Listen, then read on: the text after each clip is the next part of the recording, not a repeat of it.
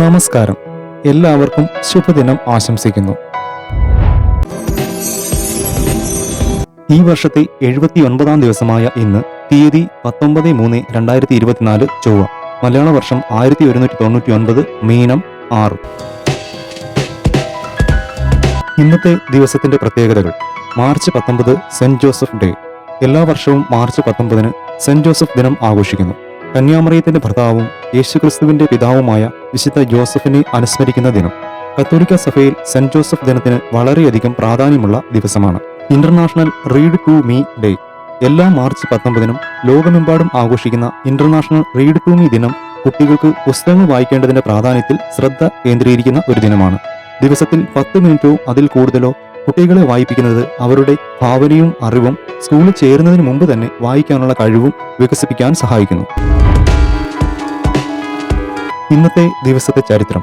1972 March 19 ഇന്ത്യയും ബംഗ്ലാദേശും Indo Bangladesh സൗഹൃദ ഉടമ്പടിയിൽ ഒപ്പുവെച്ചു.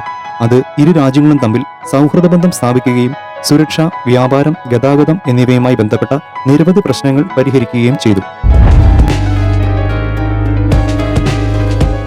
നമ്മൾ അറിഞ്ഞിരിക്കേണ്ടതായ വസ്തുതകൾ. പ്രായപൂർത്തിയായ ഒരാളുടെ ശരീരത്തിൽ ഏകദേശം 206 അസ്ഥികൾ അടങ്ങിയിരിക്കുന്നു. നട്ടെല്ല്, നെഞ്ച്, തല എന്നിവ ഉൾപ്പെടുന്ന അക്ഷീയ അസ്ഥികൂടത്തിൽ 80 അസ്ഥികൾ അടങ്ങിയിരിക്കുന്നു. തോളും പെൽവിക് അരക്കെട്ടും ഉൾപ്പെടെ കൈകളും കാലുകളും അടങ്ങുന്ന അനുബന്ധ അസ്ഥികൂടത്തിൽ 126 അസ്ഥികൾ അടങ്ങിയിരിക്കുന്നു. അങ്ങനെ ആകെ 206 അസ്ഥികളാക്കി മാറ്റുന്നു. ശിശുക്കൾ ഏകദേശം 270 അസ്ഥികളോടെയാണ് ജനിക്കുന്നത്.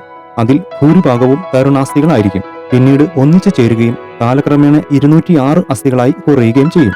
ഒരു വ്യക്തിക്ക് പ്രായമാകുമ്പോൾ ചില അസ്ഥികൾ ഉരുകുന്നു. ഇത് സാധാരണയായി ജീവിതത്തിന്റെ 3-ാം ദശകത്തിനുള്ളിൽ വരെ നീണ്ടു നിൽക്കും. അതിനാൽ ഒരു വ്യക്തിയിലെ അസ്ഥികളുടെ എണ്ണം ജീവിതകാലം മുഴുവൻ വ്യത്യസ്തമായി വിലയിരുത്താം.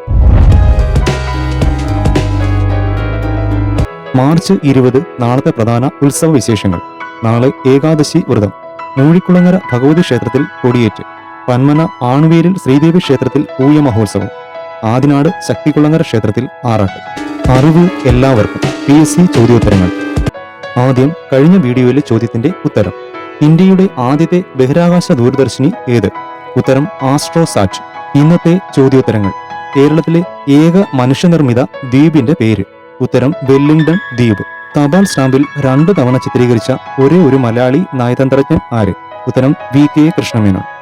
കേരളത്തിലെ ആദ്യത്തെ വനിതാ പോലീസ് സ്റ്റേഷൻ എവിടെയാണ്? ഉത്തരം നാളത്തെ വീഡിയോയിൽ. ഇന്നത്തെ വാചകം. സർഗാത്മകത അച്ചടക്കത്തിന്റെയും ശിശുസഹജമായ ആത്മാവിന്റെയും സംയോജനമാണ്. Robert green. വീഡിയോ ഇഷ്ടമായെങ്കിൽ സബ്സ്ക്രൈബ് ചെയ്യുക. പുതിയ അപ്ഡേറ്റ്സുമായി ഇനി നാളെ. നന്ദി, നമസ്കാരം.